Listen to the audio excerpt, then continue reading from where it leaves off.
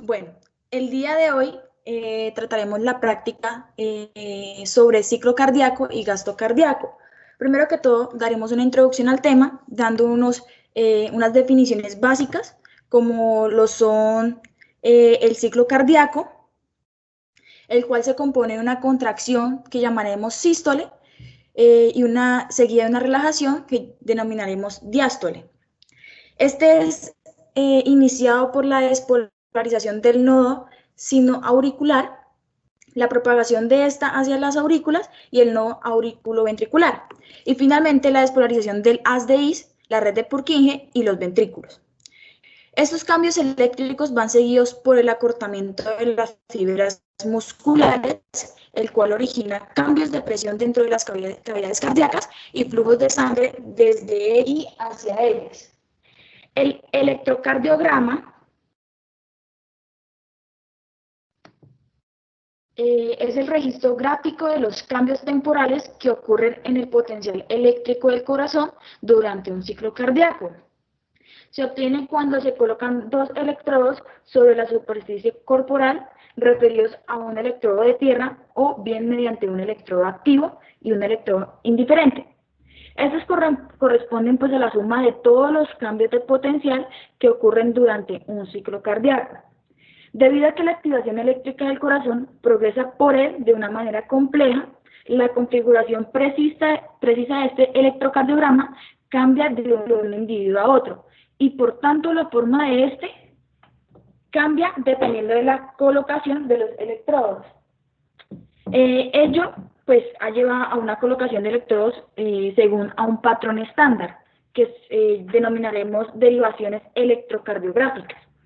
En general, la forma del electrocardiograma consiste en un conjunto de ondas que se llaman P, QRS y T. El intervalo de PR, o más precisos, los denominaríamos PQ, es una medida de tiempo que transcurre desde el inicio de la activación auricular al inicio de la activación ventricular. Normalmente es un periodo de tiempo de 0.12 a 0.20 segundos. Una fracción considerable de ese tiempo involucra el paso del impulso por el sistema de conducción auriculoventricular.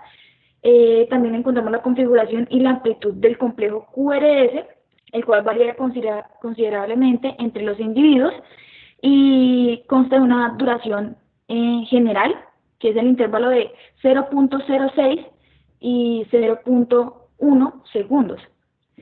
Durante el intervalo ST, el miocardio ventricular está despolarizado en su totalidad, por lo tanto ese segmento cae en condiciones normales en esta línea isoeléctrica. El intervalo QT se considera de sístole eléctrica de los ventrículos. Su duración es del orden de 0.4 segundos, pero varía de manera inversa con la frecuencia cardíaca. En la mayoría de las derivaciones, la onda T está puesta o está mirando hacia la misma dirección que la onda R.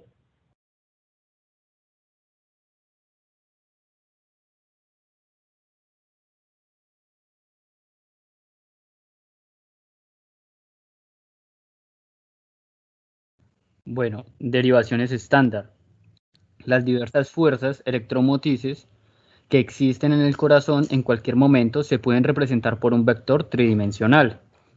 El vector cardíaco resultante es la suma de los vectores de toda la actividad eléctrica que ocurre en el corazón en un momento dado. Se considera que se encuentra localizado en el centro de un triángulo, que es pues un triángulo equilátero formado por los hombros izquierdo y derecho y por el pubis. El triángulo, también conocido como triángulo de Einthoven,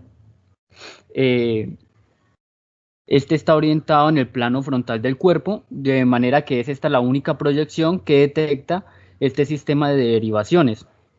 Por convención, los electrodos se conectan no solo en los hombros, sino en las muñecas y en la pierna en lugar del pubis.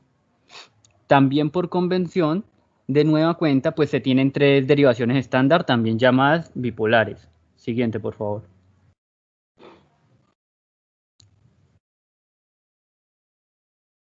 Bueno, acá en las derivaciones bipolares tenemos que si se representa la proyección frontal del vector cardíaco resultante, entonces la diferencia del potencial VLA y VRA registrada en DI se representa por el componente del vector proyectado en la línea horizontal entre LA, que hace referencia al left arm, y RA, que hace referencia al right arm. Esto mismo se hace con las otras derivaciones. La suma de estos tres vectores va a producir un vector resultante que indica la proyección frontal del sistema de activación del corazón. Y el eje eléctrico del corazón, el AQRS, se puede inscribir en un círculo geométrico para medir la orientación del mismo. En los individuos normales, el eje eléctrico se encuentra aproximadamente en 60.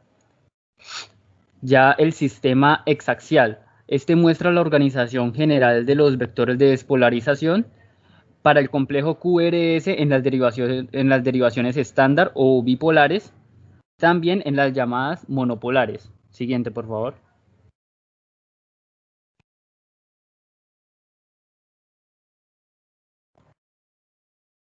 Bueno, acá tenemos las derivaciones unipolares, pues son 9. Esta se mide la diferencia del potencial entre electrodo explorador y uno indiferente, y 3 de ellas se denominan aumentadas o amplificadas, que pues acá tenemos que la A minúscula hace referencia a que está aumentada o amplificada, y VRR hace referencia a derecho y L a izquierdo, y la F hace referencia al pie.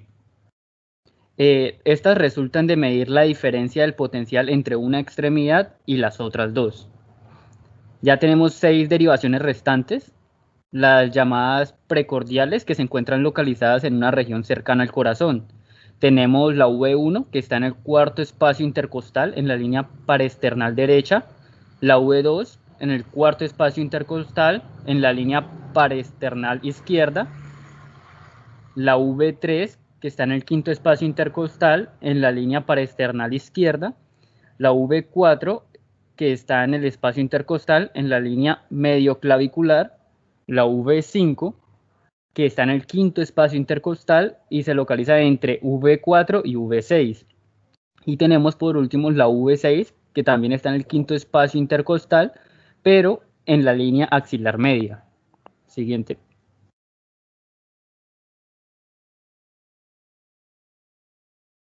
Bueno, acá tenemos que el corazón pues es una bomba pulsátil, es decir, este impele sangre a intervalos regulares durante lo que es conocido como la sístole y deja de hacerlo durante la diástole.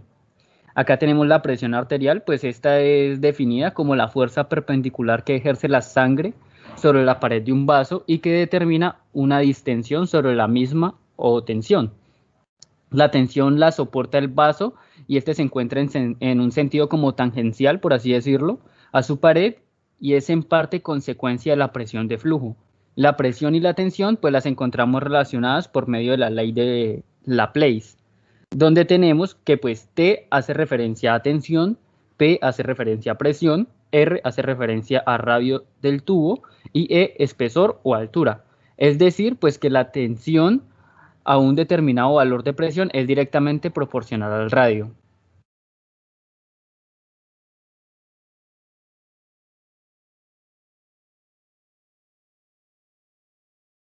Bueno, en cuanto al flujo sanguíneo, pues podemos decir que en el sistema vascular se mantiene constante debido a 3 elementos: la visa terco, la distensibilidad vascular y la resistencia periférica. Entonces, pues la eyección ventricular llena las arterias y es gracias a la distensibilidad de ellas que continúa fluyendo durante la diástole. Cuando el corazón se contrae, expulsa la sangre hacia la aorta y se produce una ola de presión que puede registrarse a través del pulso y a través de la onda de presión que se transmite a las arterias llenas de líquido. La onda de presión se desplaza a una velocidad unas 10 veces mayor que la sangre. El movimiento de la sangre en el sistema vascular no produce ruido debido a que esta se trata de un flujo laminar y pues no un flujo laminar y no turbulento. Cuando la velocidad de este flujo aumenta es cuando se vuelve turbulento. El choque de diferentes porciones del líquido entre sí es el que produce ruido. Este cambio depende del número de Reynolds, que es la unidad adimensional que toma en cuenta la velocidad, el diámetro y la viscosidad del líquido que se mueve. Siguiente, por favor.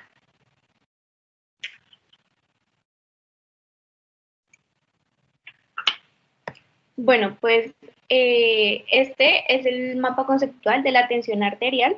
Entonces, este mapa comienza hablando sobre la presión, que pues se basa en el principio de Pascal, cuya definición es pues magnitud física, que mide la fuerza por unidad de superficie. Es la fuerza ejercida por la sangre en una superficie determinada de la pared interna o del endotelio de los vasos sanguíneos por el que circula dicha sangre. Esta fuerza es determinada por factores no modificables y modificables.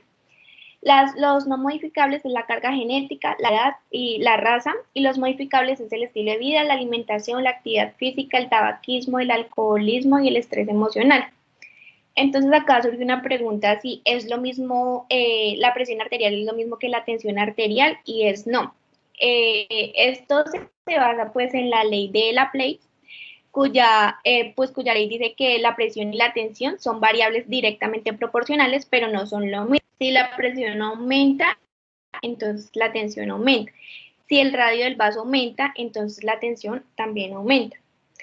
Esta presión, la presión relativa es manométrica. Existen dos métodos, directo e indirecto. El directo es un método invasivo que se usa pues mediante un catéter intravascular y es el menos utilizado. El método indirecto no es invasivo y se usa mediante un esfigmomanómetro y pues es más utilizado. Este método indirecto, la técnica es el palpo auscultatorio, que pues consiste en utilizar un mango de goma que se coloca alrededor del brazo, unido a un sistema de mercurio o un barómetro, donde se mide la presión arterial, y pues mediante un fonendoscopio que se coloca a nivel de la arteria del brazo podemos oír los sonidos que origina la sangre a medida que se va desinflando el mango, y lo que permite establecer los valores de la presión arterial sistólica y diastólica. Este palpo pues es basado en el principio de Bernoulli y en el número de Reynolds. Listo. Siguiente.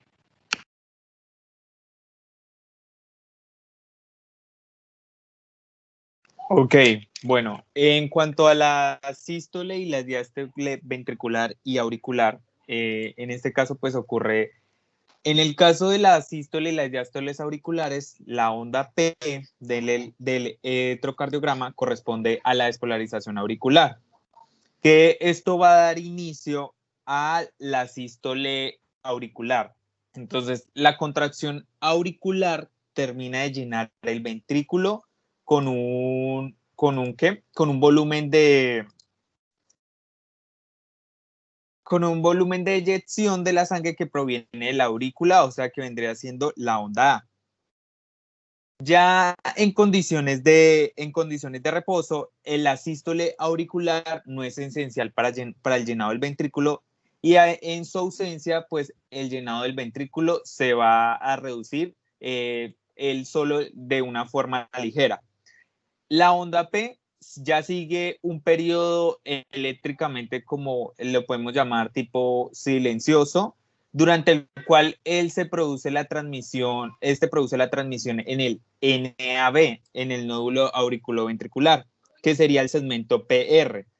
Durante esta pausa eléctrica terminan los fenómenos mecánicos de la sístole auricular y del llenado ventricular, pues antes de que se produzca la excitación y la contracción de los ventrículos. En cuanto a la diástole auricular, sigue a la sístole auricular, sigue a la sístole auricular, y aquí ocurre cuando ya se va a desarrollar en la sístole ventricular. A medida que la aurícula se relaja, la sangre entra a la aurícula, la cual proviene pues de las venas pulmonares izquierdas y de las venas cavas superiores, por lo tanto que son las inferior y la derecha. En cuanto a la sístole ventricular, el complejo QRS refleja pues la excitación del músculo ventricular y el comienzo de la sístole ventricular. Aquí ocurre que a medida que aumenta esa presión, por encima de la presión de la aurícula, las válvulas auriculoventriculares, que en este caso son la tricúspide y mitral, se cierran. Al cerrarse estas válvulas van a hacer que la contracción de los músculos papilares previenen a las válvulas auriculoventriculares y se invierten a la aurícula y permiten que la válvula evite el reflujo de la sangre hacia la aurícula a medida pues de que está aumentando la presión en el ventrículo. La válvula aórtica y la pulmonar no se abren hasta que la presión del ventrículo exceda la presión de la aorta y de las arterias pulmonares respectivamente. Entonces, durante este periodo, las válvulas auriculoventriculares y las pulmonares, o en este caso la aórtica, están cerradas y el ventrículo se contrae de forma isovolumétrica, es decir, que el volumen ventricular no va a variar. La contracción aumenta y la presión ventricular, o sea, tanto la contracción y la presión van a aumentar. Cuando esta excede la presión tanto en la aorta y la pulmonar, pues las válvulas que se encuentran en su origen permite pues que el flujo de la sangre desde el ventrículo hasta los vasos sanguíneos, o sea, va a permitir ese flujo en esos dos casos. En este momento, pues el músculo ventricular va a comenzar a cortarse, disminuyendo pues ya el volumen en el ventrículo. Cuando la tasa de eyección comienza a disminuir, pues las presiones aórticas y pulmonares comienzan también a disminuir. En este caso también ocurre que la presión ventricular disminuye ligeramente con respecto a los vasos en donde se van a drenar ese contenido sanguíneo, antes de que ocurra el cierre de las válvulas que se encuentran en su origen. Ya el flujo continúa por la aorta y por la pulmonar debido pues a la inercia impartida o sea que se va a impartir una inercia a la sangre por la contracción ventricular. En cuanto a la diástole ventricular, la repolarización ventricular que se va a originar en la onda T, inicia pues ya la relajación ventricular y en este caso ocurre que cuando la presión ventricular disminuye por debajo de la presión auricular, las válvulas auriculoventriculares se abren, permitiendo que la sangre, permitiendo el paso de la sangre que se había acumulado en la aurícula derecha de la sístole para que fluya rápidamente en el ventrículo. En esto que es lo que conocemos como la primera fase, que es la fase rápida del llenado ventricular. Ambas presiones continúan disminuyendo y la presión auricular por el vaciamiento de la sangre en el ventrículo con tanto va a producir una relajación ventricular continua, lo que hace que entre más sangre desde la aurícula. Aproximadamente hacia la mitad de la diástole ventricular, la velocidad del llenado se reduce y los valores de la presión, tanto auricular como ventricular, van a converger y es lo que conocemos como una segunda fase. La sístole auricular termina de llenar el ventrículo en la tercera fase del llenado ventricular.